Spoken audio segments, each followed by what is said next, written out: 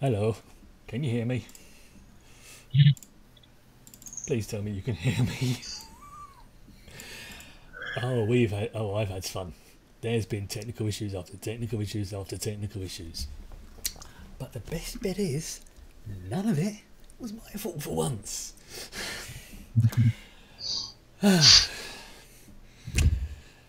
Okay. I mean, it's completely thrown my my plan for tonight. It's gone a little skew-iffy. I have to cut a couple of scenes out just to sort of make up for time. But yeah, we're back. The idiots are back. Season 3 of Star Trek Adventures, where we completely mangle the rule system by Modiphius, and with apologies to every Star Trek fan in their universe. Okay. Just to confirm, you can be heard. I just unmuted Twitch chat, which gave me a great echo effect for a while there. Excellent. That's exactly why, unfortunately, I can't have it on, because it then creates a feedback loop, and it goes. It's not very pleasant. Let's just say that. That's what kind of why I have to rely on anyone else telling me that things are muted and stuff like that. But first of all, Discord went down. Then there was issues logging into Roll20. Then I had to completely redo the audio setup to work with Roll20. As you can see, the cameras, which for a lot are on this side, are well, we are sailing on the USS Jangi tonight. It's not as good as it normally is, unfortunately, but needs do and all that. We are technically Starfleet. This is what we do. We swear, kick it, and then make do with what we got. But before my panic attack overtakes me, I'm going to just go over a couple of things first of all, before I forget. First thing is that I am going to be redoing the uploads to YouTube. I realised I let that go, sheer laziness if I'm brutally honest, but what I'm going to try to do is whenever the episode comes out the following Wednesday, so will be going up on YouTube, but the VODs will always be available right after the stream. So if you want to watch things straight away, get on the old VOD squad there, but if you want to watch it on YouTube or whatever, then it will be on the following Wednesday after the stream, because I have to give it at least, I think it's 48 hours, but I'm not sure when Twitch starts counting that 48 hours, so I'm giving it an extra day just to be on the safe side. But enough about that. Let's have a little recap of where we were last season. creators of Damocles, having acquired information from a possible future, discovered that their, I suppose you call them their enemies, their great foe, not only was themselves from the mirror universe, but had also at some point in the future obtained vastly superior technology that, and the details were sketchy, but somehow it allowed them to pretty much take over most of, if not all, of the Milky Way, including destroying a big chunk of the Borg as well. Through what seemed to be, and what that turned out to be, a guided path for them, which followed what can best be described as a Fibonacci spiral. The crew encountered various technologies, alien races, and information. They found a world covered in latinum that was a forge created by the precursors. They discovered a species who had become ascended beings via a form of advanced nanites and psionic systems. They even encountered a planet and species that were able to manufacture the much feared and powerful Omega particle. At the end of their path, however, they found something that, quite frankly, none of them was expecting. A big problem, some might say. A Dyson sphere. And somewhere in or on this sphere lies the gateway to get them to Andromeda. Unfortunately, we are down, out counter slightly. We are down one player, unfortunately. Real life gets in the way once again. And what I will be doing is, once I finish this introduction, I will be closing the chat because otherwise you'll get a bit distracting and seeing it all things. But I will read it either a break or at the end of the stream. So I'm not ignoring. I'm just putting it to one side for a minute. So I'm going to do that now. Bear me 1 second. Okay.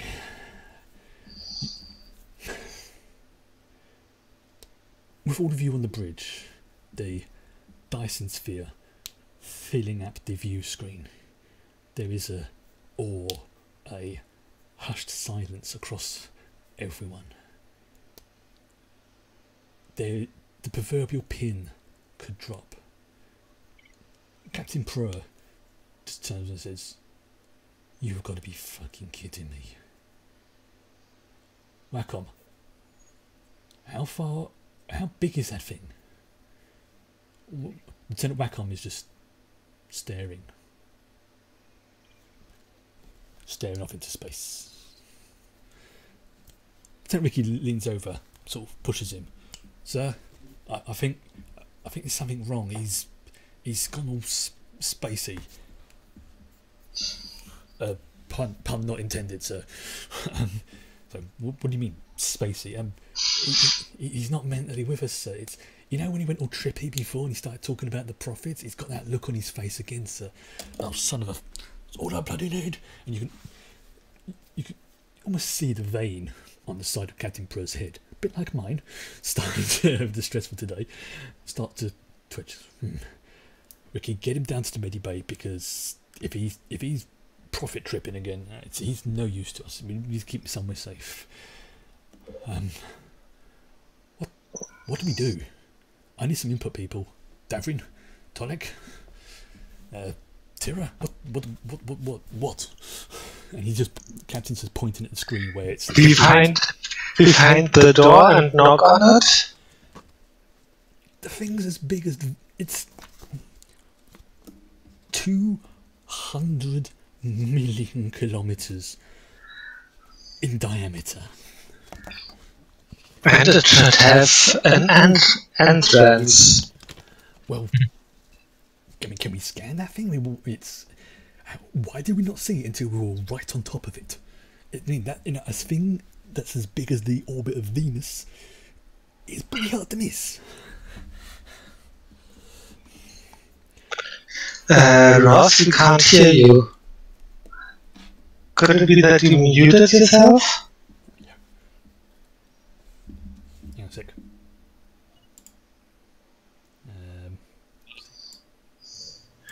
Yes, my bad. I muted myself because of people talking behind me. Yeah. So it's weirdly it wouldn't let me unmute for a minute there. Strange. Anyway, yeah. So I was suggesting that scanning might be the way to go. It's usually a good start to proceedings, Captain. Yes, it's how we like to start things on this ship, aren't we? Well, oh god, and you can see that it's just like, well, do your job, people, do your jobs. And you see the captain's just looking down at various things in his panel, just like, how the fuck? I think we know what we got to do.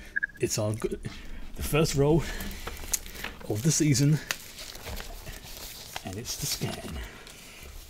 We do like scanning here, don't we? Yeah, it's the old standard. It is. It's the equivalent of, like checking for traps or rolling, seeing if there's any secret doors or whatever in like D&D or something. It's our version of it. So, where's my sheet? With me. Aha. Okay, you know what to do. Scanners. Can I assist? Yes, you most definitely can. Then I'll roll for the ship. Right. So you want science and... This is going to be. I'm going to say. Let's go for reason today. Let's go for reason. Alright. And this is going to be a difficulty. Oh, let's say difficulty of 1 in this. I'm just assisting though, because... No, that's good. That's good. It's not alive, so it's more... No, Ross. that's fine. I mean, the sphere is huge. It's.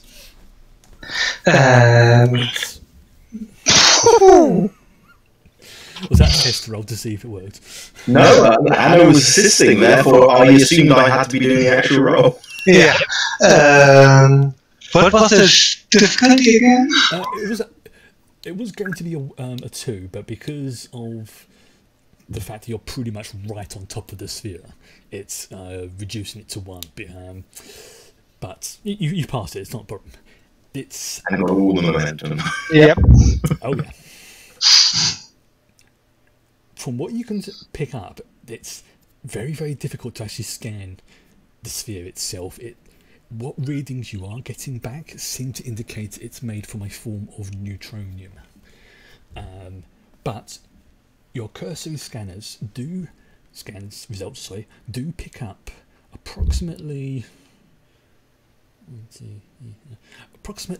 5 giant doorways that are best to describe them probably the size of Earth's moon. The way they're positioned, they seem to be sort of equally positioned around them. To use this is Chris saying this, to use a metaphor, it's as if it's like a D20, and each one is placed in such a position that you could probably guess that there's probably more gateways and doors into the sphere at equal distances around the rest of it. But from your position, you can only scan like the local area of the sphere, for want of a better expression.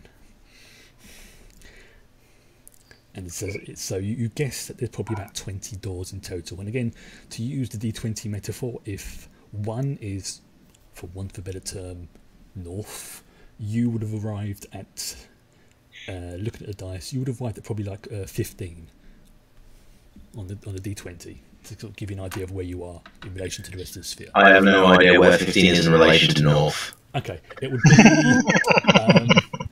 Also, I think we should be on momentum 6. Just... Okay, you can change that. It would be... Because technically there's not really an equator as such, but if you imagine that there is an equator, you would be... again, trying to think of a way of metaphor. If it was Earth, you'd be roughly somewhere around Northern Europe. Well, it's the equivalent.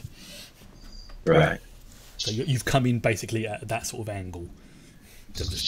But again, because it's a giant sphere and you're in space, that sort of metaphor is really stretching out, which I know it's inaccurate, but it's the best way I can come up with to describe roughly where the ship is in relation.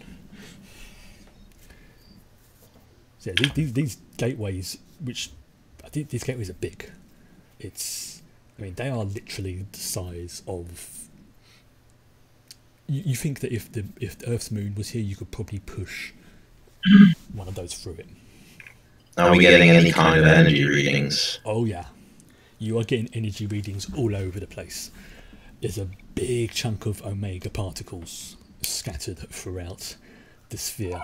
There is energy readings of, there's nuclear energy that you can detect. There's other energies you've never seen before. And your scanners are really straining to pick this up, but there is definitely something very big and very powerful internally. But because of the nature of the hole, it's really chunky. It's like trying to scan through lead. You can tell there's something there, but what it is, that's it. Oh man, they plan to block scry spells. Pretty much. I have a suspicion what could be inside of this. Is that an in-character suspicion? Yeah. Yeah, I'll assume that unless you say otherwise, that everything you say is in character. Go on then, Zero. The thing we were looking for? The gate? To the Andromeda galaxy? Not an unreasonable supposition. They probably built the Dyson sphere first to maintain it, to live in it, to control it, and also to contain the energies needed. Well, we know the omega particles were being sent to this location for the purpose of holding the gate open.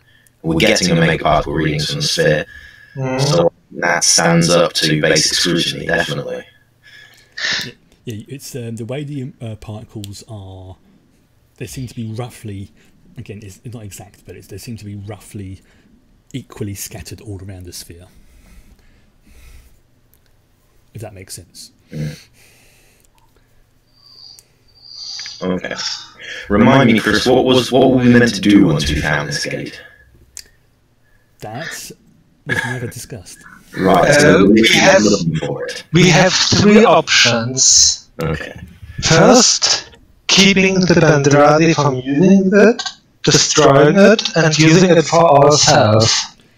Yes, I would say as well, and this is something that probably Tira would know, that if the omega particle, well, in fact, you would all know this, the destruction of the sphere would be not good. Very, very not good. With just even if there wasn't, the sphere itself was destroyed, that alone would be a massive loss of technology, and one of the few spheres that actually have been known to exist. But also the sheer fact that there is so many omega particles within this thing, it's pretty much a bomb that could wipe out subspace in everywhere. Pretty much the entire universe. Yeah.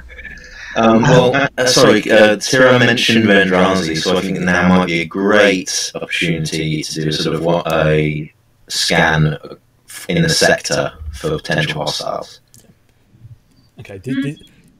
Just to be sure we're not in a sudden race against the Vendrazi to be the first ones entering a gate or something. Yeah. I will let you just roll for this one again. This is going to be This is going to just be a basic census sweep, and it's going to be a 1 for this one. Whoever wants to give it just census. Is Tira better at that? It's reason and science plus assisted by sensors and science. Roll anyway. Whoever wishes to roll for it. It doesn't matter. Or have you? No, you haven't. Okay. I just want more momentum. No. You keep doing that, I'm going to give myself more thread. And his isn't capped at 6. No. Technically, mine's capped at infinity, but I put 20 on there because otherwise the macro wouldn't work. Man, that's generous of you. I would have picked 99. I would, but I thought... You're never going to get that. I've never got above 10, so I thought even 20 would be optimistic. No, but apparently it really messes it up if you go above 50 for some reason, so I don't know what... So I thought, let's be generous and keep myself 20. If it gets that way, then I'll come up with Uber Fred or something. But yeah, it's like poker chips. Yeah. Different scale. Your scans pick up, apart from a few stray asteroids and bits and pieces like that, you're picking up nothing in the local area. That's good. It's even straining to, even though you are parked right in front of the sphere, it's your long-range scanners are not picking up, ironically, the dirty, great big 200 million kilometre sphere of neutronium right in front of you. So I interrupted Tira to suggest that, Raoul. So what were you going to say, Tira? I was saying, before I was doing something else, that just keeping it from the Bendradi and using it for ourselves shouldn't be mutually exclusive. We can use it, we can grab the technology on the other side of Andromeda and then turn it off. There should be an off switch. That would be logical, right, Oleg? It would appear to be. My only concern with you gave 3 options, and the first one was keeping it out of the hands of Vendrazi. Yeah. My only concern with that option is that we are much closer to their territory than we are to ours, and we have concrete evidence that our ships cannot withstand their attacks. I think it would be foolish to assume we could keep this defended from them if they found it.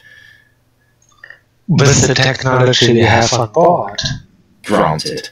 I just wanted to put that out there. I don't think long-term, right now, with what resources we currently have available, long-term defense of this by even multiple Starfleet vessels is questionable at best. Also, you haven't seen me fight yet. Well, considering it would be a space battle, I don't think we would want to shoot you out like a torpedo to flail at the enemy vessels. That's the emergency torpedo. Load the Tira cannon. I mean, you could hit the wind, Yes, hard and shoot me out of the torpedo. I've now got a vision of Tira being shot out of the torpedo tube, blade in the mouth, two razor on hand going, in another setting, that would actually be amazingly fun. If we were playing like Borderlands or something. Yes. No, don't give me ideas.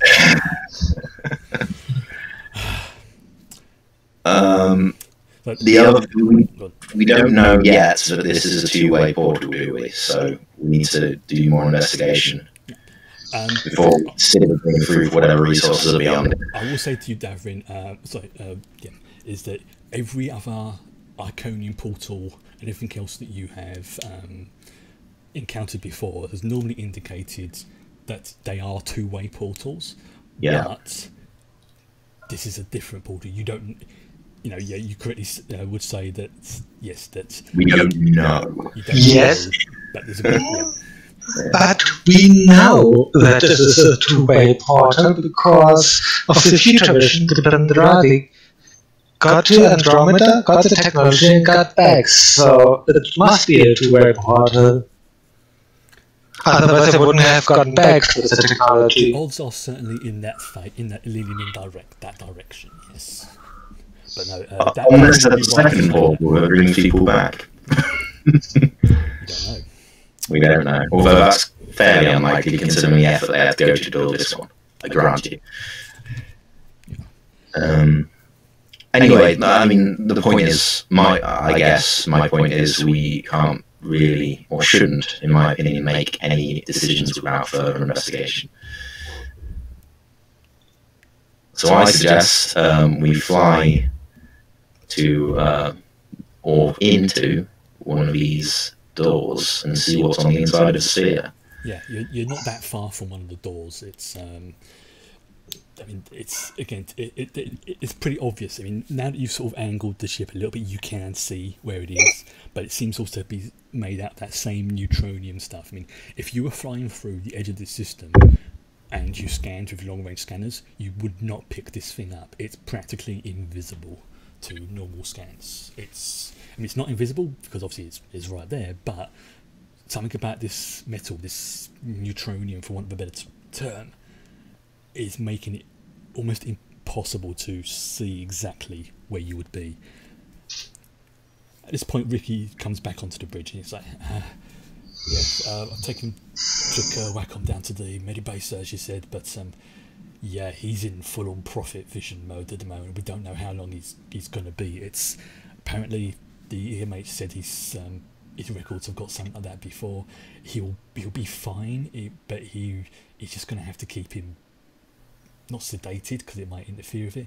But he's going to have to put him on a what do you call it? He did tell me. This is Chris forgetting what the term is actually. What do you call it? Is it a drip? Yeah, an IV. That's it. IV. An IV. I'll try and think. Thank you. Yeah, they're going to have to put him on an IV or something if it goes on for too long. But physically, he's fine. Mentally, he's fine. It's just his mind is not in the same location as his body. Yeah. Why now, I wonder? Not that we can ask him. Yeah, I think so. It doesn't do any problem. Does any problems? I mean, for him, it might even be just a couple of seconds. But as far as his body's concerned, he could be in that for a day or week. We don't know. We don't obviously don't know. So there's been not enough studies. Well, you better take the helm, Ricky. Oh, this is going to be good. And he sits down, makes the necessary adjustments, and so Captain Pro then looks over at everyone on the bridge. Right. I think what we've discussed here, what you've discussed, is quite viable. We're going to have to find out what's inside and where that gateway is. Take us to the nearest door, Ricky. And there's a slight tap on this control, and there's a very slow. When you look at the screen, it doesn't actually look like anything's moving. It's that big, but slowly, ever so slowly, you see one of the gateways. I'm going to call it an airlock for want of a better term. One of the airlocks comes into position, and this thing is big. Like I say, it dwarfs the Damocles, and it pretty much fills the screen. So sorry for taking time, but honestly, I can't. The scanners are practically. I'm having to do this visually, so this is one of the most difficult things. I'm going to give you such a slap whack on when you come out of that puzzle. I need the toothpick, and he just starts mumbling to himself as he makes necessary adjustments. And you just made me jump. There's a trilling. Yes. Out of character, Andreas, you have some con, right? I have some con, yeah. So if he needs the help of someone... Yeah, of course. Okay, so I'm going to suggest Tira do that then, in character. That will be helpful. This is... and as you sit there and go, so I need you to keep an eye visually, because I can't focus on both at the same time. I need to have someone describe what's being seen ahead with the audio visual, and I'm going to have to make the adjustments. I can't use the scanners like I normally do. And can we launch a probe or two with some visual scanners ahead? You probably can, but what's the way to phrase it? This system is working. It's slow. Yeah, I just thought about some drones with cameras to aid our pilot. You probably could. Oh, like It would offset because it would get to them slow, but it would still get to them before us, so it would kind of offset the difference. Yeah. Okay. Yeah. You would have to do a very, very quick setup of probe, which for this I'm going to say would probably be some kind of engineering, because you have to make because you're having to set in all the parameters. I can do that. I know you can, which is why I suggested it. Sorry, jump. So for this one, I am going to say this is going to be, I'm going to say engineering and reason, because this is something you would probably know how to do, but you're not entirely sure exactly what to configure it for, what to look for, because your scanners are telling you there's nothing there. I have a question for my fellow player.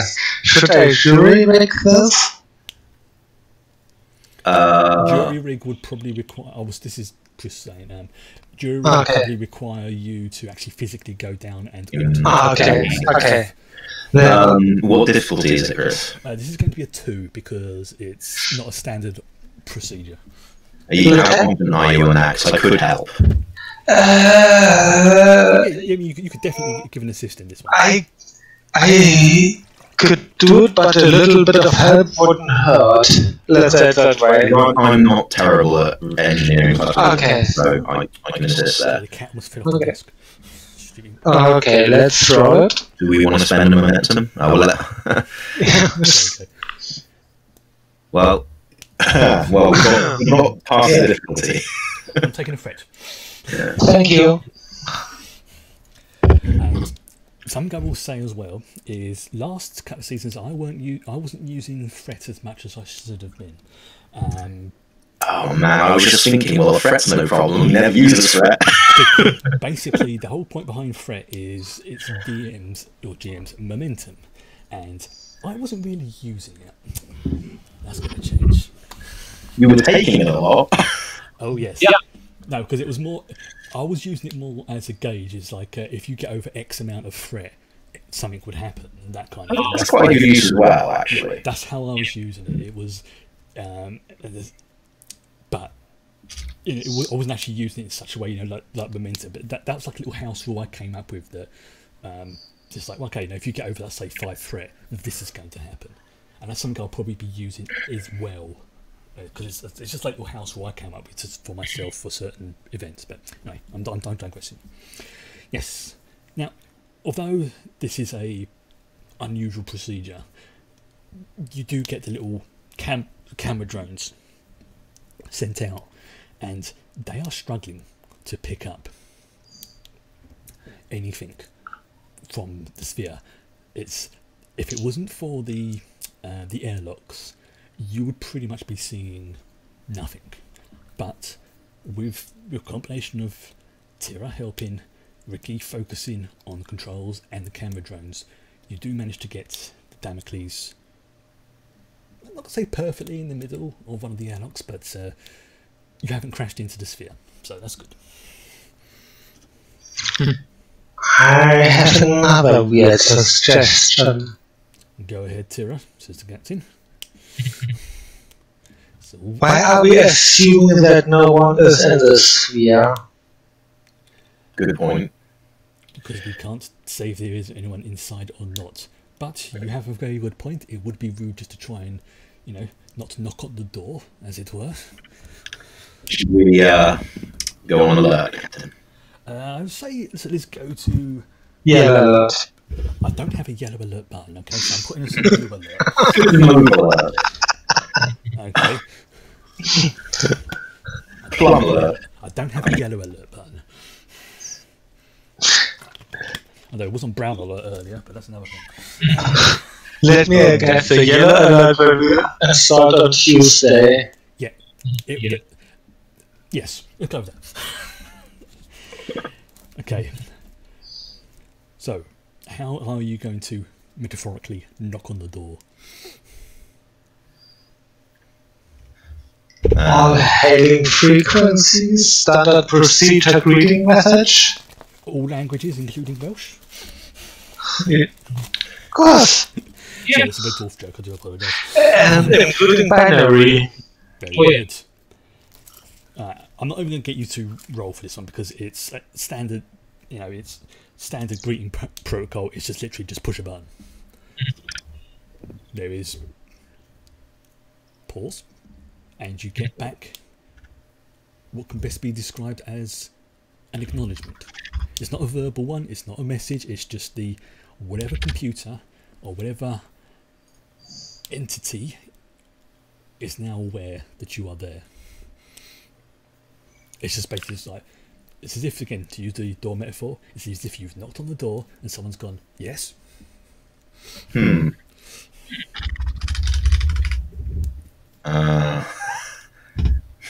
So we'll send an equivalent message with "May we come in?" Then.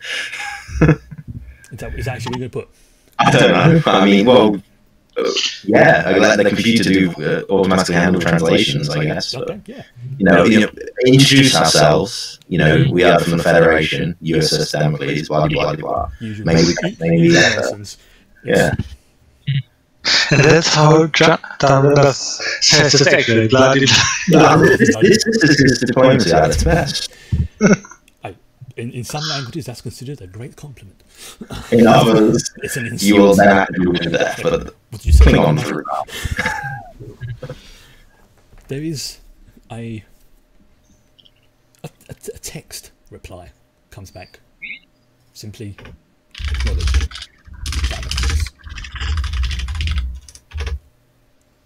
Even though you are probably several miles away or whatever from this airlock, you swear that you can feel the rumbles as a giant split appears down the middle of it and slowly opens.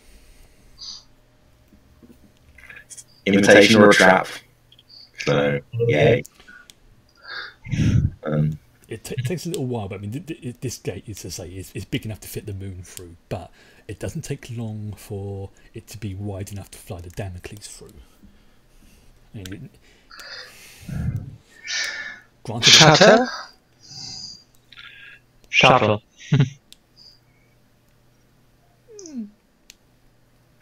It's going to be pretty huge on the inside, right? oh yes, we are talking the orbit of Venus.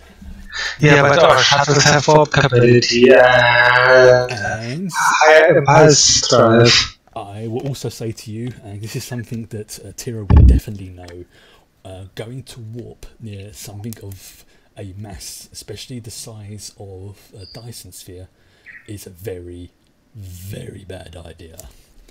We're talking spaghettification. As in, your mass will get stretched.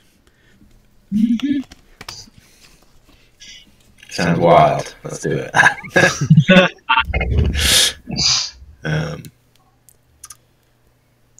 I think they want us to go in, number one. You heard the captain, Ricky. Yes, and slowly you see him push the commands to impulse and starts pushing forward. As you get to the airlock, you see how wide this shell is, and Tolek, at your rough calculations, it seems to be about a mile thick, which compared to places like, say, Deep Space Nine or Starbase One, that's really thick. But compared to the sphere in itself, that's negligible. And but even impulse, or sort of half impulse, or it doesn't take that long for Damocles to arrive at the inside of the Dyson sphere, and within see something that probably none of you have seen before, although maybe Davrin might have seen stories about it in his youth. The inside of a Dyson sphere. It curves up around. There are continents the size of Earth. There are oceans bigger than Mars. Tolek, your system is going overload with information. There are life forms, there is biomes of all types, there is omega particles, there is energy readings, there is technology that is off the scale. There are life forms ranging from protozoa up to what appear to be some form of hominids. But what grabs your attention, what grabs everyone's attention, is what is at the centre. And this is a star. And now that you are inside the Dyson sphere, there are indicators. And I'm not going to get you to roll for this because this is something that is pretty obvious to everyone, especially, I would say, Tolek. Who has a focus in astrophysics? Nope. That would be me. Okay. In that case, just Danfrin then would definitely recognise this. This star is artificial. And it is approximately I would say it is smaller than Sol, but it is giving out much more energy. And floating around it is what appears to be a series of panels that are orbiting. Again, to use the Sol equivalent, the equivalent of Mercury. And so, would it be reasonable to speculate that these are not only the panels are not only generating power, but they are also effectively creating seasons for the continents and stuff on the inside of the sphere? That is correct. And daytime and nighttime as well. Yeah. You can, in fact, as you can look, you can actually see there's like what looks like a square of darkness moving around the inner side of the Dyson sphere, and there's enough, and they're kind of staggered in such a way so that almost every point inside the Dyson sphere will get darkness at some point. Wow. I mean, I thought it was incredible when I assumed that it would be built around an existing star. This is so far beyond comprehension. This is again, Tolik, your familiarity with the Tall One's technology shows that there is definitely their handiwork in this sphere and technology, but there's other species here as well. There's precursor technology. And then for a brief moment you see it on your scanners. Somewhere within the sphere is Iconian technology. Okay. Okay. We have life forms. Let's scan for evidence of life, intelligent life, buildings, and so on. Yeah, easy enough. Again, just now you're inside the sphere. All scanning difficulties will default to 1 as per normal. So it's, in fact, if anything, you're pretty much having to filter out what your scanners are picking up because there's hello. Life was optimizing. Okay. Okay. So scanning for life forms. With the ship? Yeah, please. Yeah, you're probably going to need to do it because there's a lot of things. It's And give me a momentum, please. Have all the practice. Interesting. Now you're able to sort of filter out the extraneous information. Yeah, You're right. definitely able to pick up, like I say, a bit more information about what seems to be inhabiting this thing. There are, the best way to describe it would be there is a variety of species living here. There are microorganisms. There are, what I suppose you could say, the equivalent of insects. There are, I'm going to say, like the equivalent of herd animals, like cow, like obviously not exactly like cows, but but what interests you most particularly is there is also evidence of, well, if you encountered it outside of the sphere, you would call it pre-warp technology.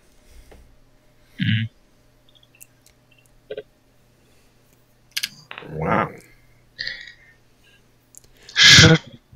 Should we activate the cloak? Not that these people suddenly see a ship flying around in the sky. If they haven't already. Yeah. But that's okay. Well, that's a question. No, the captain just goes, I'm an idiot. We should have done that before we came in.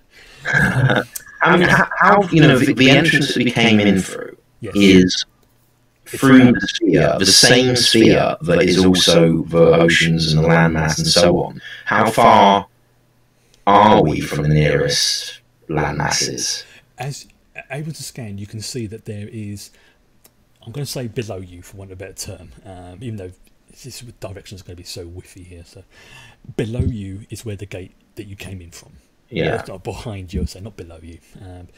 Looking around on the rear view scanners, you can see that there is a massive landmass around this gate. And so we basically came through the ground from the perspective of anyone down there. And presumably they know that these things are there as well. It's part of their land as far as they're concerned. That's a good assumption to make, yes. Yeah. So we may have killed loads of them over there. It's like, I'm just going to sit on the gate. So we are monsters from the underworld rising into the sky. Yeah, that's not good. No. Yeah. We need to establish how free up society is. I mean, it's if they can see these big metal gates, presumably you can see the other. Now you're inside the sphere. You can see where the other gates are, and they are pretty much equal, not equidistant. Again, I'll use the D20 as a metaphor, but you can see that there is a pattern to where they are. Hopefully, they have had access, even if they are started off as a fairly primitive culture. Hopefully, they've had access to technology that has advanced them to a level where we would feel comfortable communicating with them. Should we send a message? Yeah, by all means. I mean, if they have the technology to receive that, then they're not far off from what capability at any rate. Because Captain is like, right, I don't think opening the door and suddenly turning invisible would be a good idea. We've sort of announced ourselves, so. Precisely. It's not like we just try to teleport in or anything.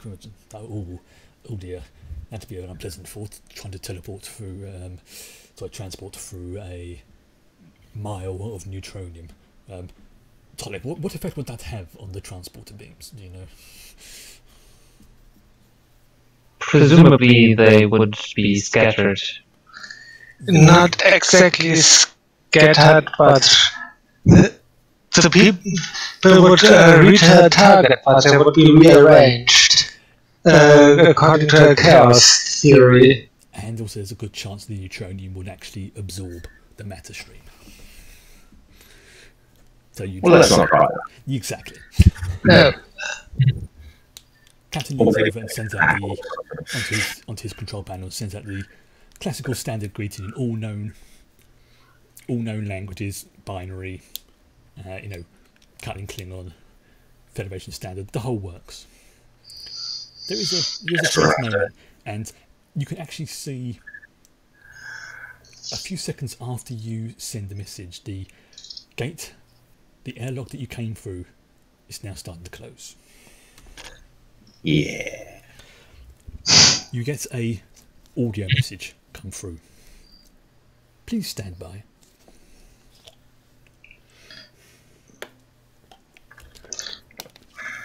We're not going to have to listen to the elevator. No, that was just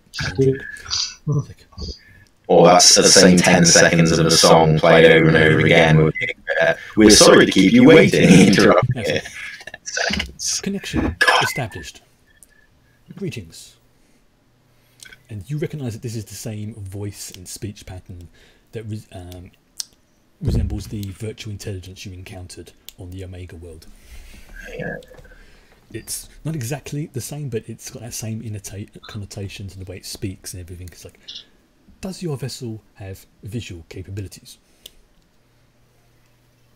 And I look at the captain. Does he look like he's about to respond? The captain's just like, he just gives you a nod. Yes, I can confirm that is the case. One moment, please. Please head to these following coordinates, and a message, a image is flashed up onto the screen, onto the view screen that shows you it's pretty much a "you are here" style map, pointing to where you are with a little diagram of the Damocles, and it's requesting that that you go to one of the orbiting stations around the inner star. Mm-hmm. Okay. You heard of the hierarchy? Yes. Shall I put shields up, sir? And again, he points to that star. And just points at it. So, yeah, I mean, sure. Keep us alive while you do it. That would be great. Minimal shield power, enough so we don't get roasted. We do not want to make them think we are aggressive. I've seen too many stories of first contacts going wrong because one species mistook the other for being too aggressive. But at the same time, we need to be cautious. And as he says that, he looks over at Tira as if to say, it's like, I know what you're thinking. Get your finger away from that fire button. Don't you dare. It's like, no. Like, do I have to put you on a naughty step?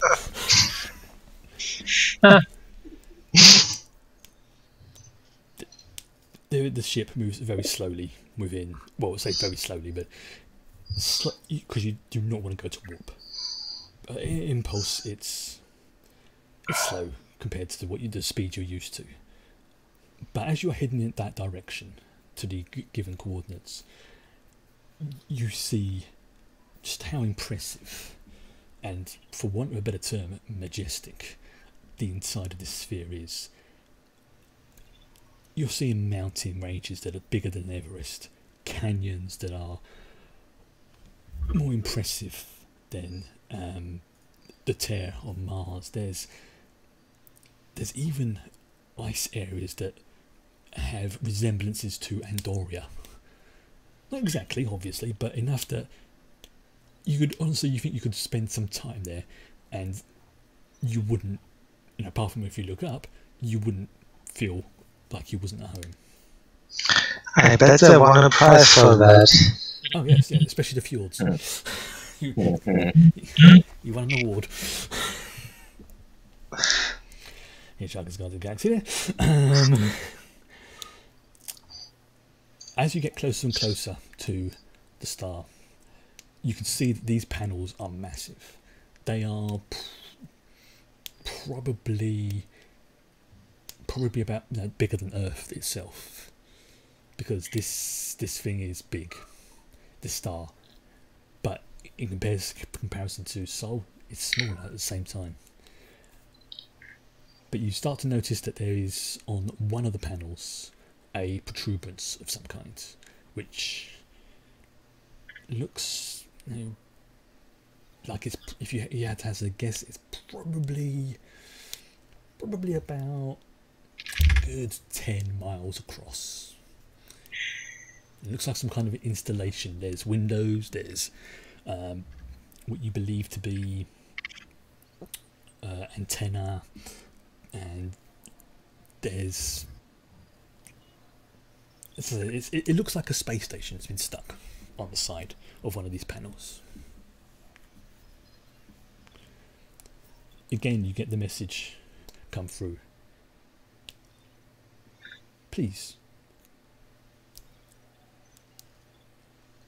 at your convenience. And on the image that you've been sent, you can see there's basically an arrow pointing at the. It's like go. It's almost like it's been done for idiots, which I'm not gonna say anything, but it's like it's pretty much just going, go here.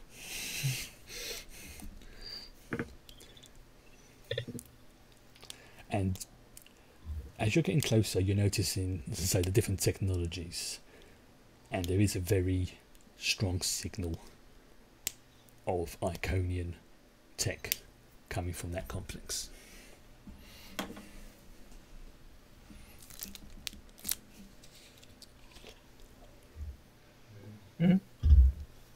Sorry. Very dry.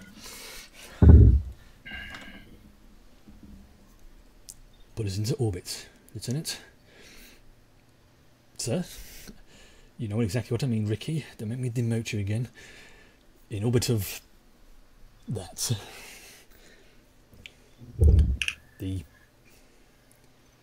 ship goes into a standard orbit, as much as it can in this location.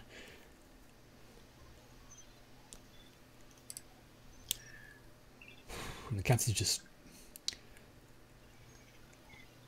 Number one, I have no idea what to do now. My mind has gone blank. And he just waves around him. This is...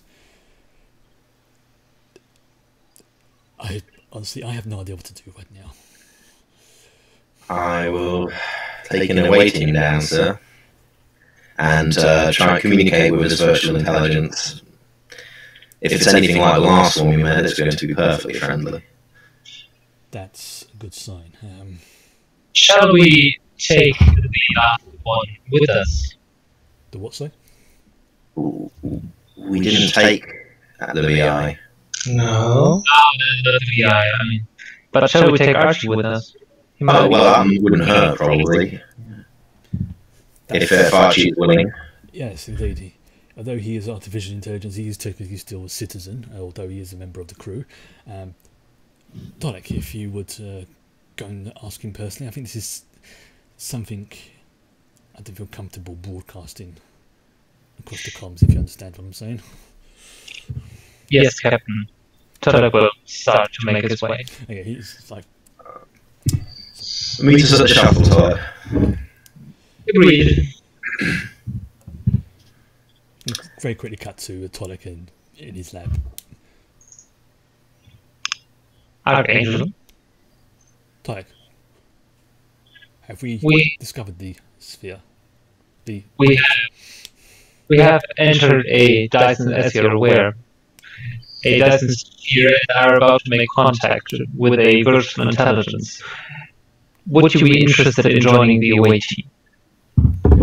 There is the briefest of pauses, and both of his artificially cartoonly drawn on eyebrows just raise up with this like so like I would have been offended if you hadn't asked.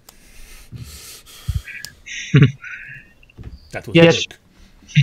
Yes, we wanted to leave you the option since you are a crew member.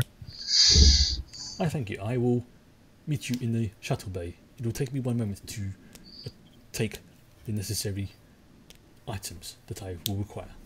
About 2 hours to trundle along on this little That's pretty much like... I mean, let's be honest, if there are explosions down there, he's the one getting left behind. I think he pretty much knows that, which is why he's... like I say, it's not so much his last will and testament, because he doesn't have one of those, but he's certainly... I suppose what with the AI equivalent would be making a backup, I suppose you could call it. I have another idea for him if it comes to it. What's that? Oh, for, you know, I can tell it or I can surprise you if it comes to me. if you want to surprise me, that's what the hell? On our way down, Devon?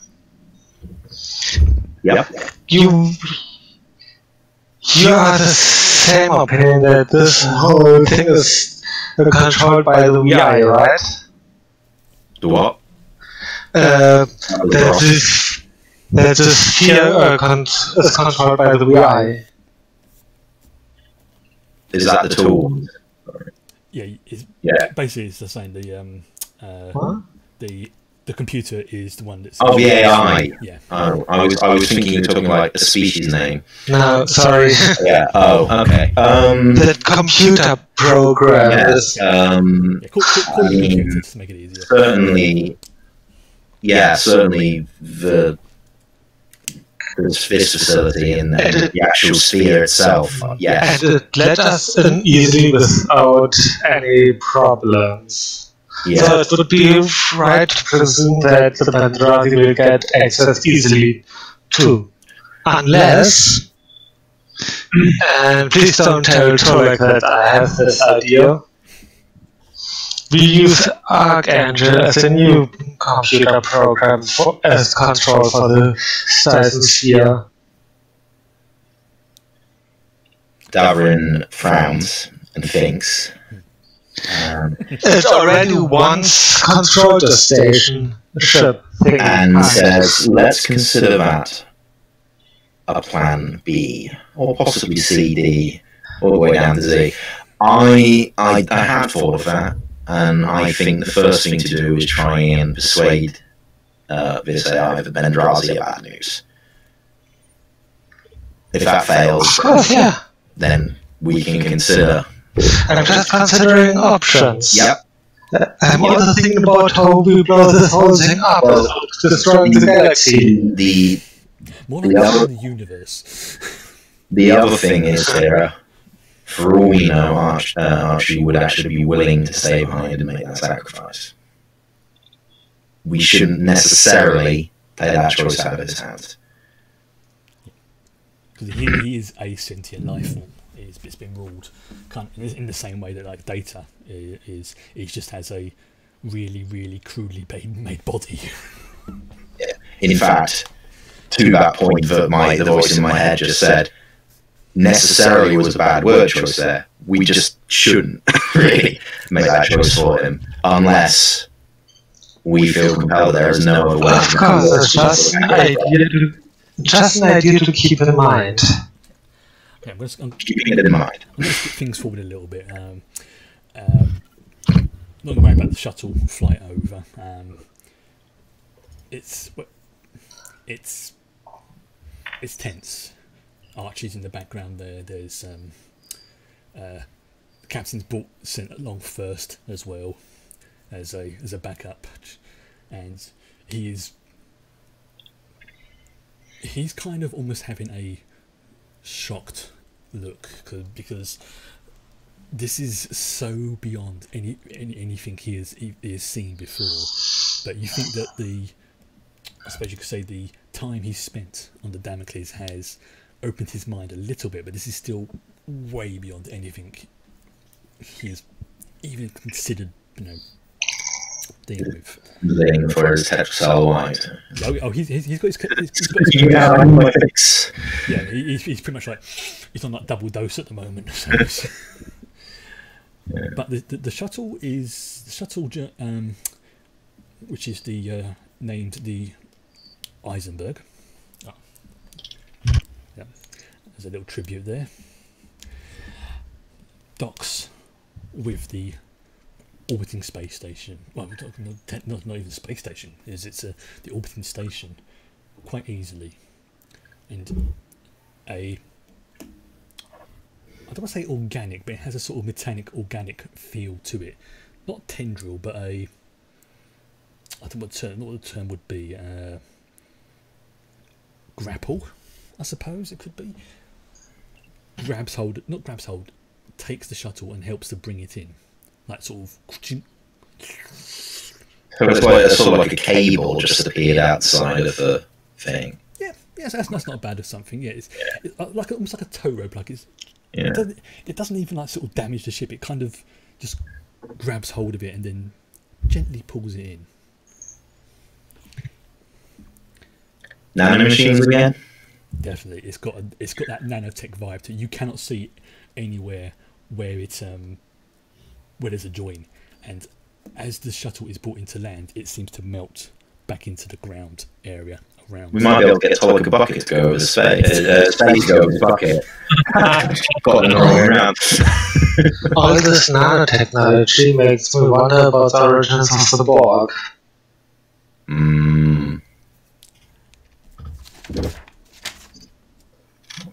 No, you're right. I was Chris making a quick note for later season. Yeah, there appears to be an atmosphere here. It's as you were approaching the start, the atmosphere actually seemed to get thicker, to the monstrously thicker, to the point where if you stepped outside, it would have pretty much crushed you. But this spot, this area around I'm going to call it the station, seems to have almost a Federation standard in terms of atmosphere. It's a little bit higher, but not unpleasantly so. It's just, I mean, it's if you say like if the starship is 1, what's out there is like 1.2. It's noticeable, but it's not going to do you any damage. It's just going to be a bit uncomfortable for a while.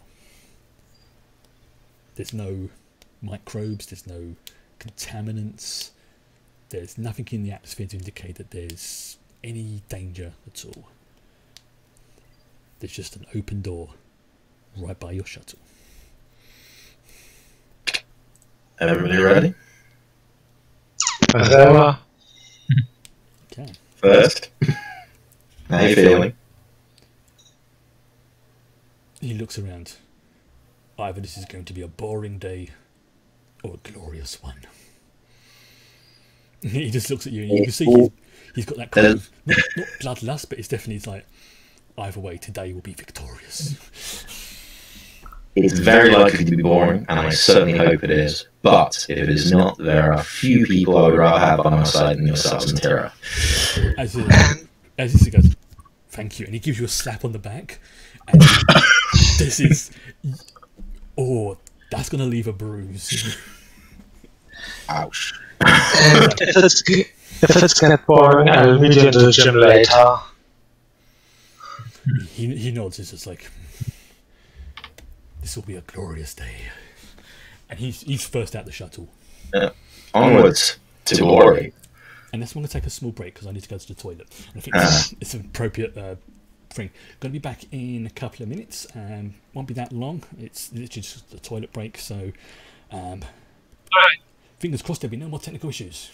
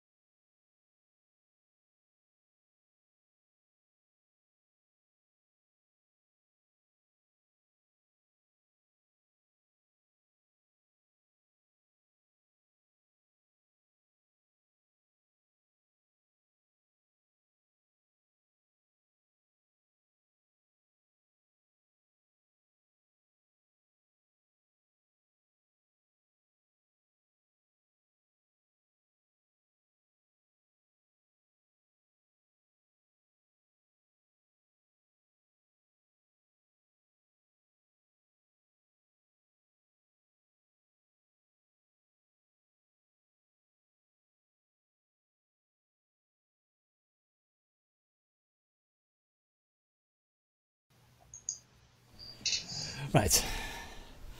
Sort of back. Hanno is, as I say, it's been technical issues all night tonight. But for once, it's not been my fault. It's all Discord earlier on decided it was going to crash and had technical issues logging into that. So we've used Roll20, and that can be a bit temperamental. So we're pretty much flying by the seat of our pants tonight, to put it politely.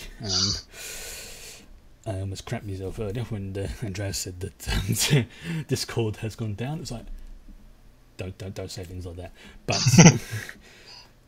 sorry, it's not your fault. It was just one of those odd moments. But anyway, we should assume that Tolik is doing his usual stuff, scanning and things like that, and maybe talking to Archie about various things that he sees. So I'm going to continue, and we'll catch Hanno up when he comes back. Otherwise, we will be just going over our scheduled time. We finish. None of us really want to finish like any later than about 10:30 British time tonight because various reasons. So it's going to be a shorter one, but anyway, I'm jabbering, so I'm going to close the chat again and continue. As you step outside the shuttle and see, in effect, the inside of the Dyson sphere for the first time with your naked eyes, it's almost scary. I was trying to think, do any of your characters have vertigo or anything like that? I'm a free climber, no. Okay, I think because when you're looking, no matter which way you look, apart from down, it's like you're looking over the edge of a cliff. Ah, you're back. Welcome back. You didn't miss anything. Just talking about what they saw in the sphere. And I mean, even without vertigo, that would be pretty off-putting. it is very. It's just your minds are reeling. This is too weird. It's too big. It just doesn't feel right. I wonder how some days traveling from here would feel. A quick sort of mental calculation, Tira. You think that you would pretty much be falling from what in essence is the orbit of Mercury to the orbit of Venus. It would start off very slow, but once you get past a certain point, you would be you think you could pretty much break the sound barrier if you decided to jump. But you realise that you would have to have something to push you away, because if you did jump, there's a pretty good chance you would fall either back onto one of the platforms or into the great big glowing star behind you. But if you had something to push you past the what I'm going to call the gravity wheel, you would free fall like nobody else has ever done before. I mean, it would be a once-in-a-lifetime experience. Yeah. Literally. Splat. Like Almost worth it, just to see. A fly hitting the windscreen. The last thing to go through your mind would be your ass. Do we have any more glowy pointy arrows? There is a... There's a door. There is a door, yes, which has opened. And you can see into a... Onward into the jaws of death. Yeah. Yeah. Archie trundles along with Tolek and everything. And inside this, you realise that this, what you thought from the outside was multiple chambers, is in fact one very big chamber. Approximately half a mile across. At least that's what it looks like on the inside. But there's chairs, there's desks, there's viewing panels.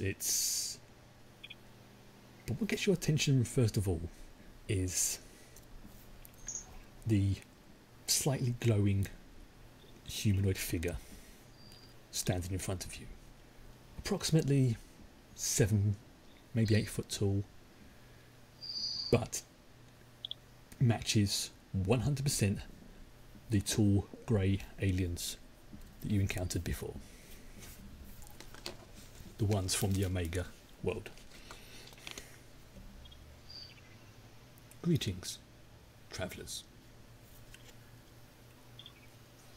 Greetings. I am Lieutenant Commander Davin John of USS Damocles, and these are my colleagues. To the sphere. Thank you.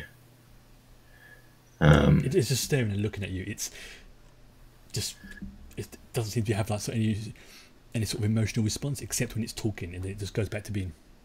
We came here believing that we would find a gate to Andromeda. Is that located within this sphere? Gateway to Andromeda. It tilts its head as it says that. There is no gateway to Andromeda here. Is there a gateway to Andromeda anywhere? He probably doesn't know what Andromeda means. What? A gateway to another universe then. There are no. Galaxy. Oh. Yeah. There are no gateways here. Right. Okay. Why do you keep asking for gateway? Well, we've just been wildly misled, apparently. What were you seeking? Honestly, we hadn't got that far beyond finding that gate. We were seeking knowledge. Yeah. What is the purpose of this gateway you were mentioning?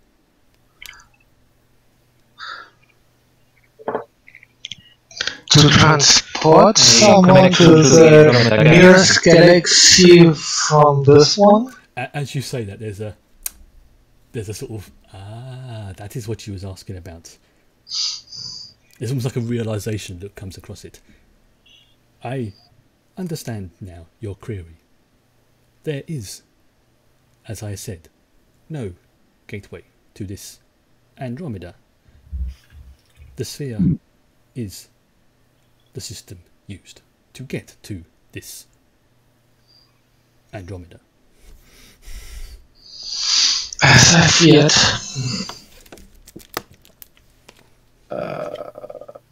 I'm not quite sure I'm understanding the difference between a system used to get to Andromeda and a gate. Is this a transport? Correct. Right. And presumably, has it done that journey ever, or has it never left Earth? It has done it and returned once before. Huh. How long did that journey take? Just one way? Both.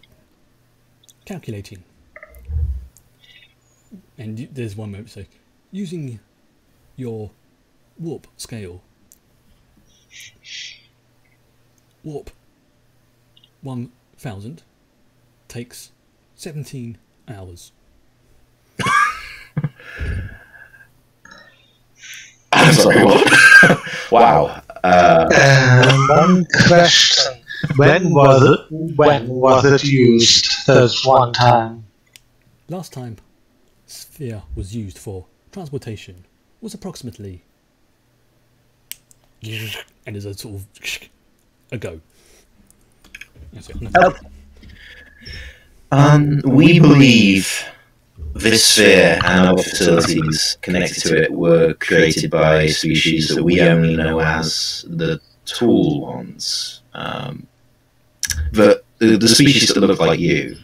Our creators. Yes. Are any of that species still existent in this sphere?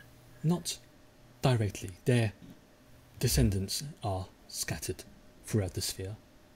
How technologically advanced are these descendants? They are...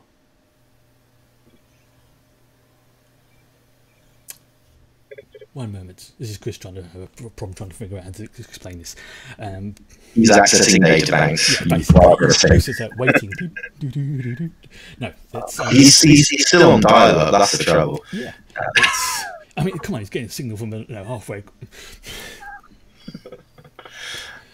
Okay, I'm gonna say this as Chris rather than as the entity because it'll make it easier. Essentially, what has been scattered throughout this sphere this, I assume you're going to ask follow-up questions. This is how it all comes together, is that there isn't just one species living here, there's multiple species. Some of them are quite classified as the descendants of the tall greys. Others are from species from the Gamma Quadrant. Others are species you've never encountered before. Although they are technically pre-warp, they would be classified as suitable for first contact because the rest of their technology is advanced. You know, it's pretty, some of it's like Federation level, some of it's beyond Federation level sort of thing, obviously because of where they are. But essentially, you know, then the only reason why they haven't gone to warp is because they don't need to. You know, they're inside a sphere that's the size of the orbit of Venus. They don't need to go anywhere else. Well, nobody needs to go anywhere else. It's a driver exploration. They don't have the desire to go anywhere else as well. Right. Because the sphere itself is huge. It's ridiculously huge. There's areas that are, as far as they're concerned, there are still plenty of places down there they need to look at. Yeah, basically. There's enough space that you could live there yourself and not, pretty much have, a good 10,000 acres to yourself. All right. Well, that's Darren's retirement plans made. Seriously, it's. I would have to try and figure out how big the inside of the thing is, but yeah, it's just imagine a sphere the size of the orbit of Venus. That's how big this place is. Do you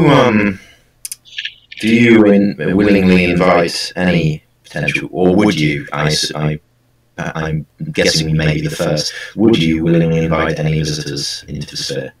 If they approach in peace, yes.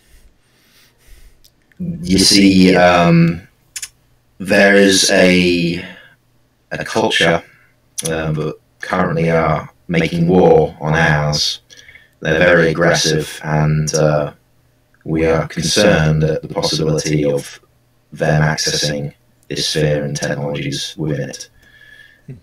As I said, it's like your ship is all points. It's pointing up. It's the Damocles isn't exactly up. It's like you have a computer database on board your ship, I believe. Yes, we do. Do I have your permission to access it remotely? One moment. Of course. And it goes back to Darren, Captain Crew. Darren, how's it going down there? Well, we're engaged in what I consider a fairly productive conversation with virtual intelligence. It turns out there never was a gate to Andromeda. This entire sphere is a transport vessel, which has already made that journey once and did it in 17 hours. I'm sorry, did you just say a transport to Andromeda in 17 hours? I said all those words, yes.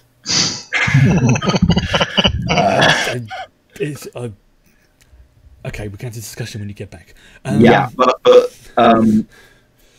well, I mean, if you have a follow-up question, fine. But the virtual intelligence, the virtual intelligence would like access to our database, I presume, to get itself up to speed. I mentioned Bendrazi and how we were concerned of them getting access to the technology here.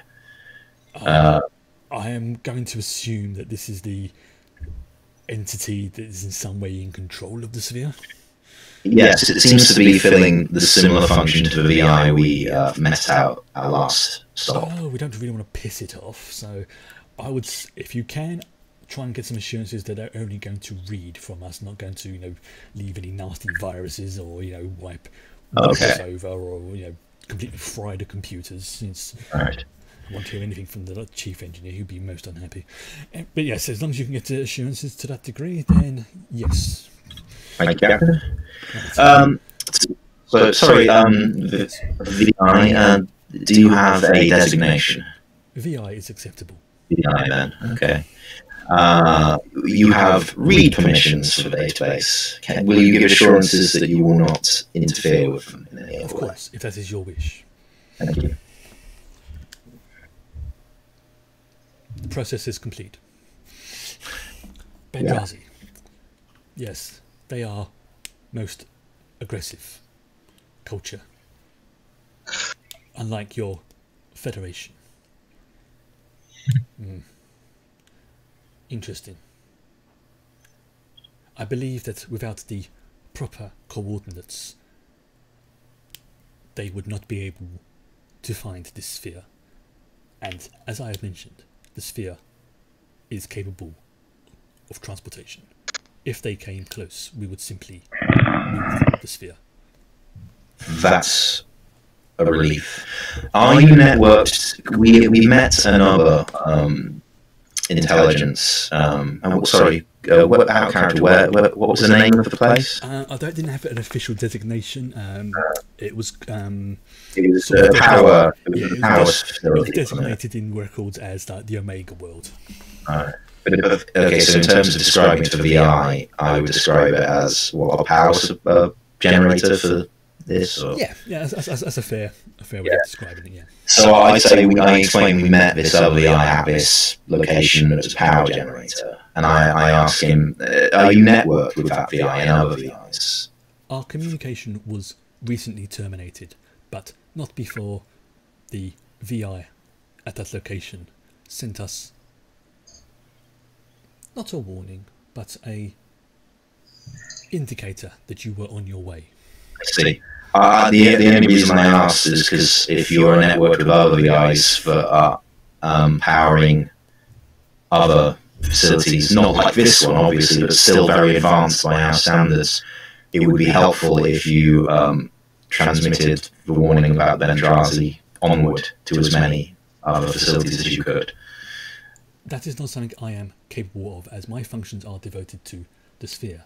However, given time, modifications could be made to do such a thing. Well, that would be wonderful if that could be accomplished. It would. Any questions come to mind for you guys or Archie? Archie's just pretty much just staring at the VI right now. Would we are allowed to use the sphere to reach the next galaxy? Of course, that is the sphere's purpose. Well, that's tempting. Think of the The procedure. Not yet, please.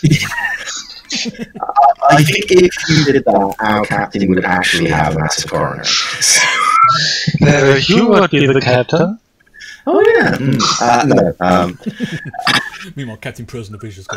Actually, that's a good question. But if you did go to warp, would our ship just move in relative position to the sphere, or does it need to be docked? Everything within the sphere would be contained as the procedure progresses. Okay. And would you take us back? Of course. Okay, that's definitely hard to say no to.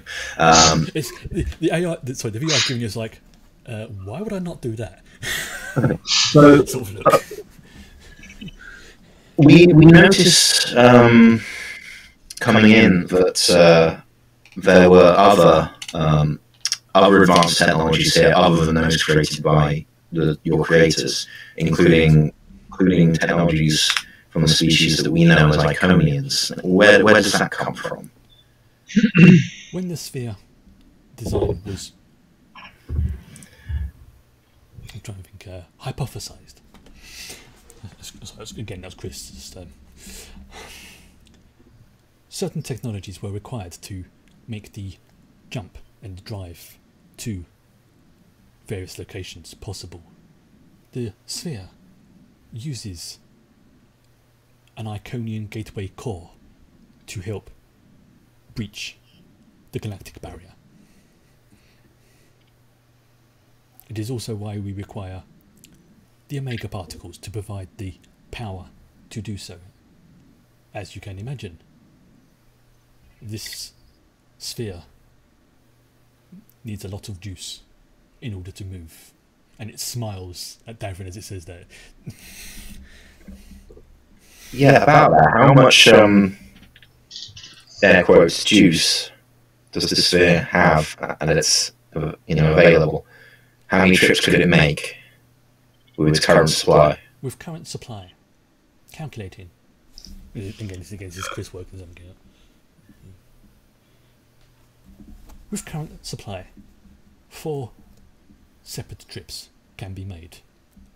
That includes 1 to Andromeda and 1 to return. So, in terms of single trips, it's 8 journeys. 4 in total, basically. So basically, 2. You can make 2 return journeys, or 4 wherever you want to go journeys. We shut down its supply, didn't we? So. Yes. Actually, on that note, is the power used for the transport also powering this artificial star? Is it powering anything else that would be necessary for the lives of the people in the sphere? Negative. The star and the propulsion systems are separate by design. Thank God for that. I just wanted to kill you for even having that thought. Yeah, so it turns out the star is one massive omega particle.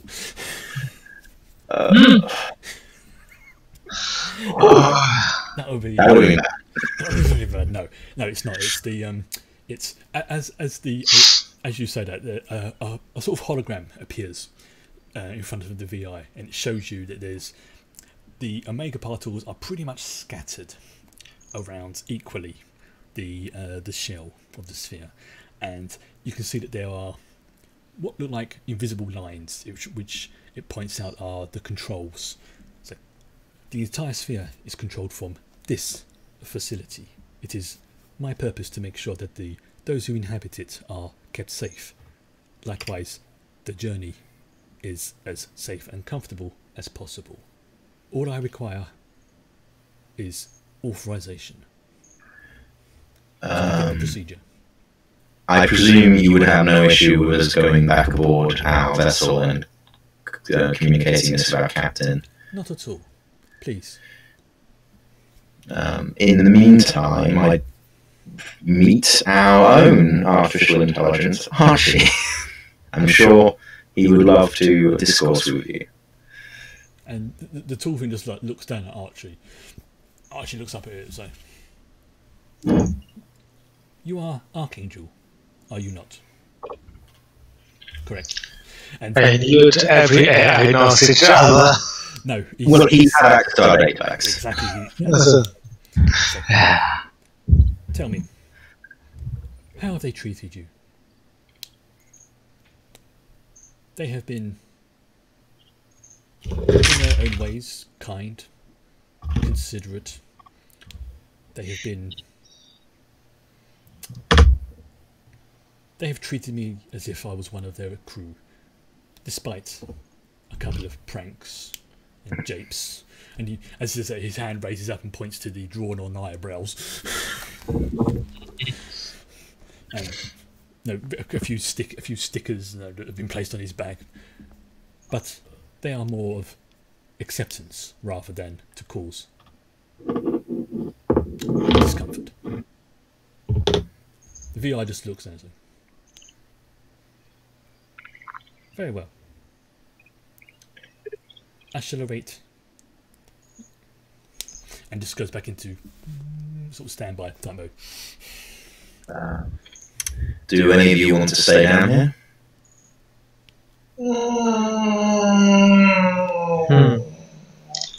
Better not. You have my permission if you want to stay and talk more, Archie. I would like to explore this facility, if I may. If the eye unpauses, like, you may. And he just starts trundling off towards the things. He's scanning and prodding things, and he's lifting up like, you're not entirely sure whether something like tools or something, but he seems. Well, if he was a human, you'd see he seems quite happy. Right. Back to the Damocles then. Okay. But back on the ship. Going to skip forward a few minutes. See what the time is. So we're in the ready room, I presume. Exactly. Yeah. It was also side wipe. So what are we going to do? Are we going to? There's no actual gateway. We're going to have to.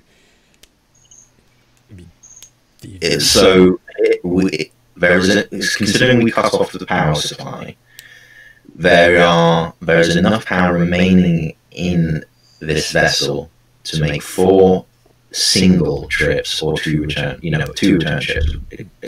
So basically, 1 to Andromeda, 1 to come back, and then 2 to do whatever. Yeah. Sending it back to Andromeda was asking it never to return. Because even now that this computer program knows how dangerous the Bendrazi is, we still cannot guarantee that the Bendrazi and their experimental weapons just find a way into it. I don't feel like we can make that choice without more knowledge about what's actually in the Andromeda system. It certainly is an option, and it would be, there's no way we can destroy that thing. And if I have to sacrifice myself to make sure that this sphere does not get in their hands, I will gladly send that to Andromeda with me at the helm. I think it does sound like we do need to give somebody needs to give a command in order for a journey to be initiated. Granted, yes, but it seems like a sort of safety protocol of some way, in case the inhabitants accidentally do something to trigger off the procedure. It does occur to me that we don't necessarily have to be the ones to initiate that. The cultures below are so close to warp, it is actually feasible for us to contact them. We could communicate with them and, give them a say in what's to happen here. It's effectively their world. But also, although I think Tira's idea to banish it to Andromeda is not without merit, until we know that it would be safer there than here, that could be a wildly irresponsible choice. We could be making it somebody else's doomsday problem. Or putting it in the hands of a worse foe. Exactly. So at the very least, we need to see what we're setting it in for. So if there's nothing there, if all this technology that we've been sent to find is the sphere itself. So we can add Andromedas? I'm going to pretend I understand that reference, Lieutenant. Chris understands, but the captain does give you a funny look. Sorry, I couldn't. No, that's fine. It's just you do worry me sometimes. But it's weird how all of us non-human crew members know all the pop culture references from ancient history. It's almost as if we have a regular event that. It's a mandatory course in Starfleet. Yes. And all Starfleet must know about 21st century Earth. It's extra credit. Very well. You see the captain just sort of... Although I would love to be the one to do this. Lieutenant Commander Davrin. Yes, Captain. On behalf of Starfleet and the Federation, I hereby order you to speak to the VI to begin the procedure to send the sphere to Andromeda. I'm not going to lie, I feel like this is going to be the peak of my career. It's pretty much going to be downhill from here, really, isn't it? What are you expecting from your career? I mean, you still don't know what to come. I mean, time travel, another dimension, parallel worlds. Stop, you give me ideas. How can I possibly be involved in more historic than this? But what greater power that controls our destinies could possibly throw anything bigger than this at me? As Daphne says that, you hear a little voice in your head, Tira, just go, "Oh, it'd be so tempting." Stop it!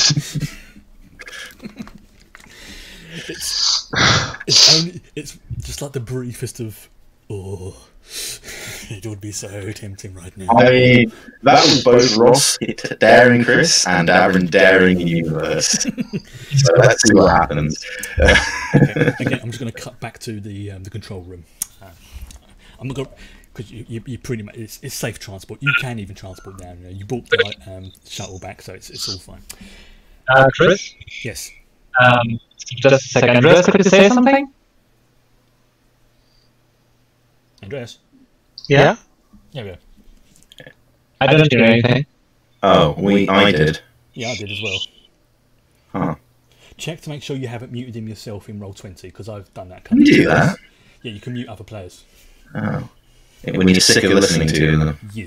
Oh. That doesn't seem very productive in a... I think it's more for... RPG. It's like they say, okay, everyone mute their streams because I need to speak to the DM, that kind of thing. I think it's that sort of logic, but... Yeah, whatever it was, apparently his audio and video didn't load properly. Okay. Okay, Archangel died, the sphere exploded. Yeah, apparently Davin is now Q. Not just yours, not... I could hear Ross and Chris. Darren's been Q all along, you just haven't found out yet. Damn it, Ross, you spoiled the surprise. Oh, I keep doing that. Sorry. Yeah. It turns out you're on a... No. The VI is standing before you. It hasn't moved. Archie in the background. It's made he's like trundling backwards and forwards. He's standing over the place, and Tolik, you can hear him making what will best be described as excited beeps as he's just trundling backwards and forwards. He's doing everything he can to get as much information about this whole chamber.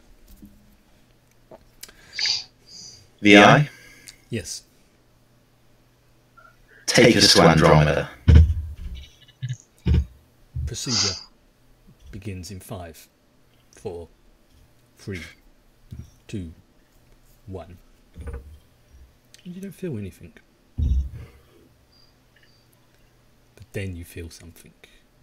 There's a slight vibration throughout the sphere. It's gentle, but it's noticeable. And then you get a call come through from the Damocles. Damocles to away team. I'm assuming you've activated the procedure, yes? Yes, sir. Because the sphere's moving. It's moving at... It's just jumped... In fact, no. It's just jumped to warp. Apparently it can reach warp 1000, so... Well, it's now at warp 5. 6. So, it's... okay, we've just hit warp 9. 9 point. Oh, there's a lot of... one moment. So this is where Chris has got to check his notes. That sounds like some ridiculous speed. It's more like ludicrous. Everything goes down.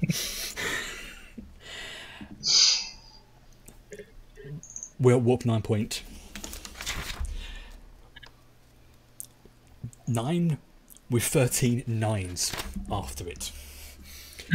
On the old scale, yes, that would be warp 1000. And Dave! You hear the captain just say something really sweary. Tolik. Davin. Not so much Tira. But you do feel this as well. There's a pressure in your mind. Something is squeezing against you, and it's as if your brain is being pushed inside and out at the same time. Davin, you get that same sensation, but in obviously both your mind and in the symbiote's location. Tolik, you feel like your mind is on fire. Everything is going purple, and although you can't see it, you feel like your blood has turned into electricity. You guys okay? I'm not feeling great. And Tolik, you're showing emotions, you're worrying me. I am in a lot of pain. That you notice there is a very faint almost purple slight glow to Tolek's eyes. Explanation, please. There's Well, a computer call program. from the Damocles. Damocles, away team. Are you okay? Davin sort of gestures for Tira to answer this one. No, we are not. Our Tolek is in extreme pain, and you see that, and Devin is also not in good shape. Yeah. Apparently, anybody who's got psionic potential is in little agony right now. We've just breached the galactic barrier. May have been useful information before we started the journey. Yeah, I don't care, Tolek. I'm trying to stop my brain from leaking out from my ears. I think we may owe a lot of people on the sphere a big apology after this. No shit. Damocles out. And then the communication's just cut. And we should have a first aid kit where some painkillers should be.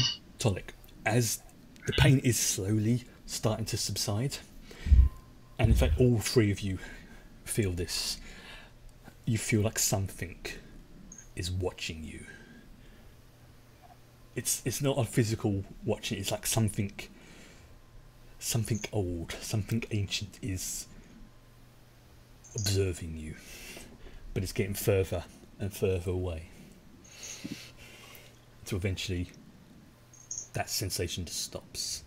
And as that sensation stops, the pressure in your mind begins to return to normal.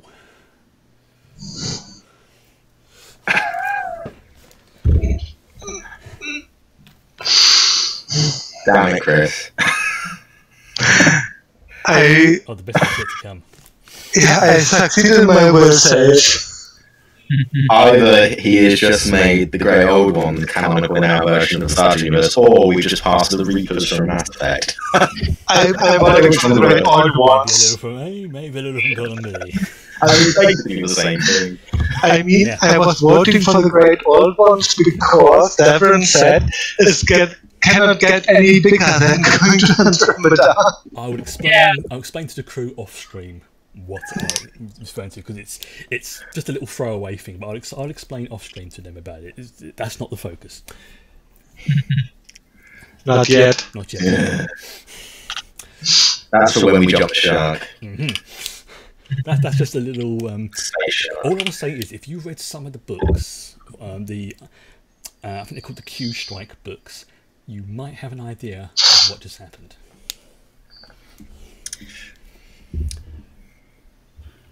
Back on Damocles, there's a few people you notice missing from the ship as you make your way back up to the bridge. There's a few being taken to the medical bay. You notice that the ones who are being taken all seem to be the Vulcan crew members, plus a few others of species that you know have naturally high, should we say, psionic potential or telepathic potential, for want of a better term. None of the humans. You are quickly scanned by one of the medical, one of the med team as you arrive, and they take particular attention to your singlet and go, yeah, so Jean's appears to be a bit I'm going to say a bit jumpy, for want of a better term, but they seem to be okay, Davin. Thank you. They are fine. They're just well, if they were a dog, it's like a firework has gone off and it's made them a bit jumpy. But Tolek, you're going to have to come with me, sir. Yes, sir. Please. And you can see he's very careful not to touch Tolek, but this is not good, sir.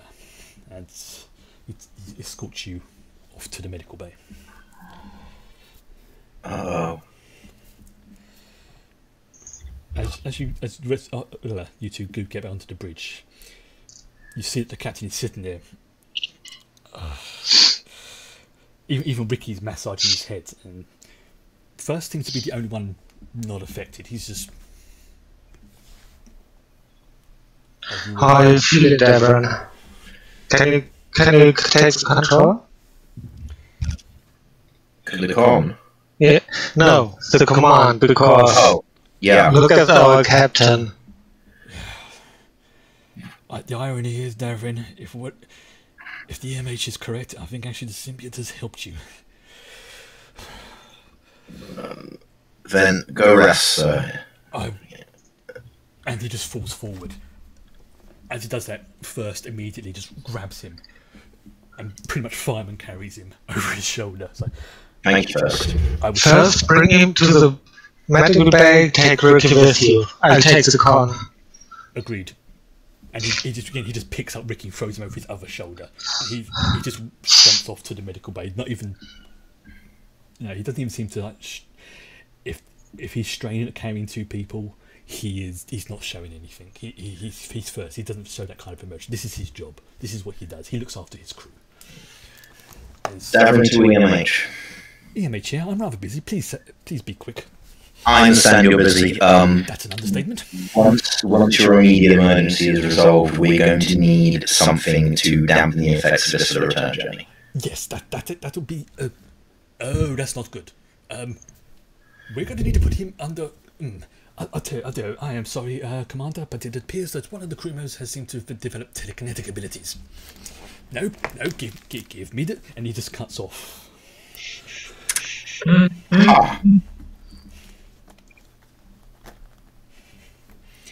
wondered what... Say telekinetic. Yeah, now that puts the whole... I did wonder why that medic would not touch Tolek, and now I think I have a pretty good idea why. Please enlighten me. Well, if he's been awakened to the psionic potential of his species, just physically touching him now could effectively create a mind meld. Potentially. It's just a guess. Oh, fuck. Yeah. So this is something I have discussed out of character. I've discussed this with Hanno about what's going to happen here, but not what his decision is going to be after this. So that's entirely up to him. But I'm setting this up for what is going to happen later. I don't see a way around it now, Tyrell. We're going to have to communicate with these civilizations down below. We may have created a massive mess for them. But perhaps not right this minute, because we don't have a solution. I think we should concentrate on keeping things running and help our crew members. Yes. The next few hours are tense, and ignoring what's going on in the medical bay, quiet. A few of the crew members do return to the bridge. The captain is at one of them. The captain is out cold. He's been placed into a medically induced coma because his synapses are frying. Same as a few of the other crew. The chief engineer. Technically, Wacom is still in his, spaced out prophet vision. A few of the Vulcan crew members. Vess, lucky enough, she's back in engineering. She's pretty much taken control until the chief engineer is back in place. And there's a few other ones around. But did Wacom's vision? Obviously, did the medical staff know any change during that period of time? No. He actually seems to be one of the few who it hasn't affected. It seems to be whatever this prophet vision seems to be protecting his mind. It's in effect, there's nothing there for what happened to affect, if that makes sense. Or there's nothing there at all because we just basically cut the call. Yeah. We really should have thought about that. Never mind. You don't know. I'm sure I can find. Yeah. Oh, that's a good point. Actually, I'm going to have to go with that with Brian about what happens. I will talk now about I think about it. If prophets can reach here, or even more about that. That's actually... I'm legitimately going to have to Well, the prophets are trans-dimensional species that don't live in a linear universe. Maybe. Enough jabbing. Anyway. So very quickly going to cut to Tolek in the medical bay, you have a sort of band thing across your head which is suppressing most of your higher brain functions, but you can still talk, but it's like you've got the Vulcan equivalent of a concussion going on right now. You can talk, you can speak, but thinking is hard, and you can, again, that pressure is still there, but it's being held back. It's like a dam behind your mind, and it's pushing, insistently pushing against your brain from the inside. The MH runs a quick medical scan over you. And the mental suppressant seems to be holding up. Tolek, how are you doing? I feel quite impaired. Unfortunately, if what I suspect is happening, if I turn this off, you're going to... And he points to the wall where you can see what looks like a medical tool has become embedded in the wall. Some kind of, like I don't know, it doesn't really matter what it is because it's pretty much become fused with the wall.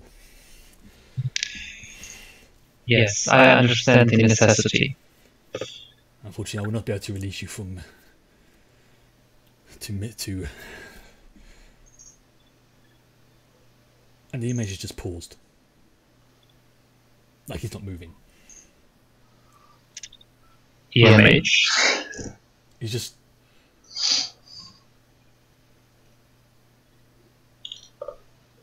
keeping perfectly still. It's like his program has frozen.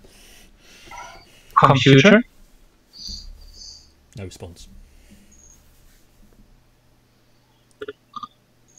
What the? And as it says that, we're going to cut straight back to the bridge.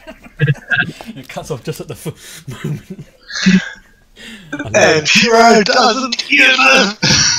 Yeah, that's exactly the first time he doesn't. There's that episode of Blackadder, like, what the fuck? So, yeah. What the fallacy in logic? There is a jolt. One of the crew members who has come back onto the bridge with Lieutenant Ricky and sort of to help him is like, "Sir, if I'm reading this right, the sphere's slowing down quite rapidly. I think we're here ahead of schedule. This didn't take 17 hours. This took more like 3. Okay. Oh, that's curious. Yep. The I and I will be having words. Yep. We're now at slipstream velocities. Transwarp. Warp 9. Warp 5. We're about to drop into... And there's a shake throughout the entire sphere and the ship itself. You feel like it's been buffeted slightly. The sparks fly from the control panels. The view screen cuts off. Several of the systems dim and just... It's like the ship's been buffeted by something. And then the lights come back up.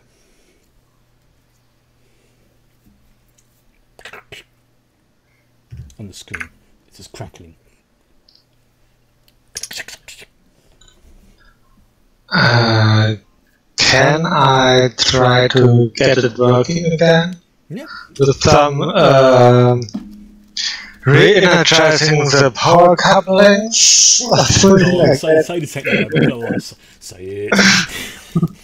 No, honestly, what are you trying to do to get the scanners and view screen back up? You don't have to explain it in technical terms. Just say it. Yeah, I just want to. Yeah, you can do that. Yeah, I just want to reroute some powers because I just think some power couplings flow out and some. Yeah. Yeah, you know what? I'm just going to get you to basically just do a presence and engineering roll because presence. I know. That's what. Yeah, that's what the. Okay. Yeah, that's what the thing says. This is going to be a 2 because there's a lot of damage on the ship. The ship itself is. It's like. I'll take 2 momentum. Okay. Presence. I order you to work. It's as if you're like just going, "You do freaking work, you son of a bitch!" Or I'm going, "Oh, so help me." Okay. I feel like I might be a misprint. I'm just going by what my guide tells me. Yeah. And I'm going to take. I believe you. I just think they may have misprinted. Yeah, it may have been, but you know what? Screw it. It's a laugh.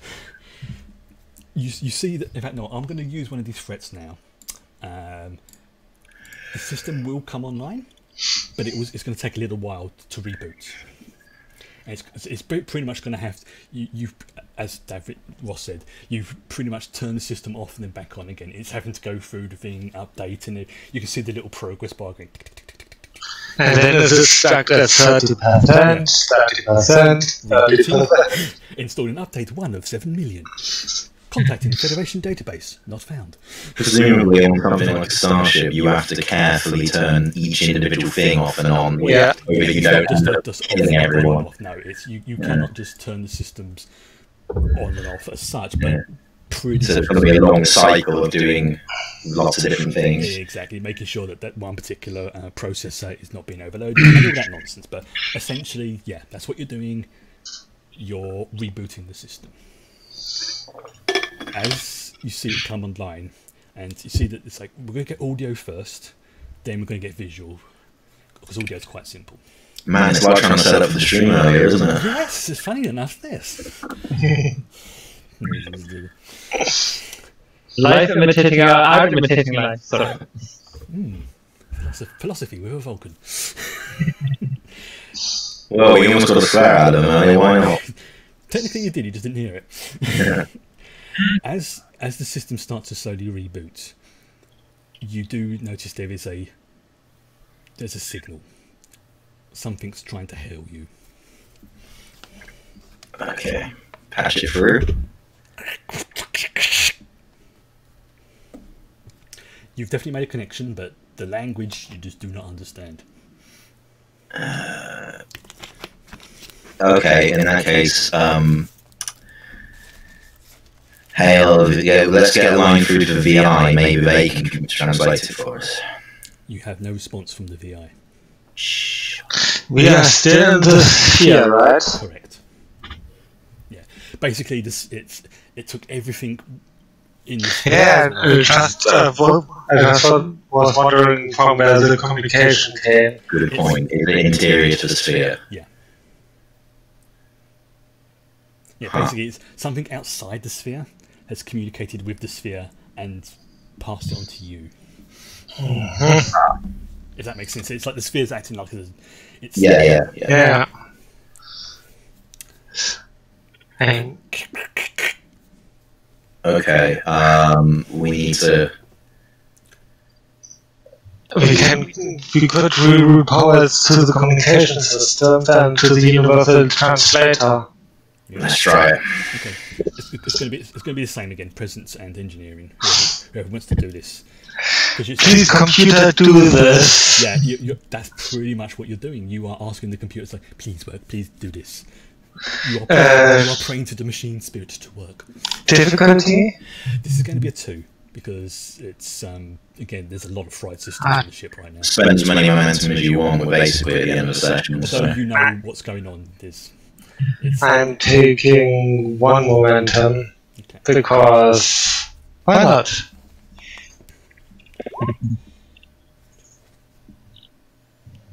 Right. The universal translator, strangely, pings back on. And you can see it's like it's cycling through different languages.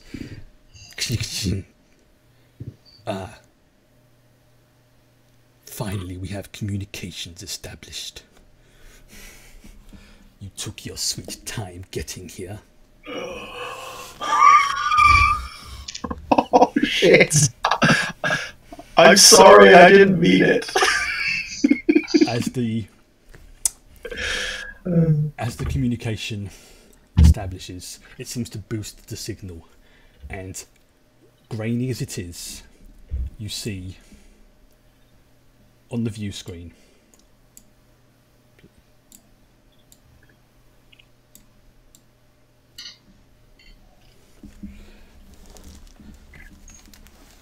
Can you actually see the picture? I can see. All of Yeah. you. Everybody on the bridge recognizes the entity before them. Some call him the firstborn. Some know him as the demons of air and darkness. But to the Federation, they go by one name: Iconian. The creature before you speaks once more. Now that our transport has arrived, we can finally begin. And it pans out, and you see not one, not 10, but thousands and thousands of Iconian warships. And that's where it's going to end. To be continued. Yeah, so a bit shorter than it was normally, and this was going to be the, like I say, the end of last season. But I think this has been appropriate, moving it to the beginning of season 3. And yeah, if you've ever played Star Trek Online, you will know who that is. Like I said, I have based some of my storylines off of this, but as I said, I've put my own particular spin on it. It's I will explain who that is afterwards, but anyone who's played STO and you know who it is, please do not spoil it, because you know, just sit in the smug satisfaction that you know who it is, because all will be revealed in 2 weeks' time. And I'm going to need to chat to the guys about a couple of other things, so I'm going to end the stream reasonably sort of bluntly quite now. There's not going to be any epilogues because this is a 2-parter. So yeah, fingers crossed Brian will be back with us next time. There won't be as many technical issues, and if there is, I will cry. But in the meantime, thank you very much for being with me on this journey for the last 2 years now, for putting up with my stupid stories and my take on Star Trek. But as the Vulcans say, live long and prosper. And good night. Live long and prosper. Don't prosper. Good night.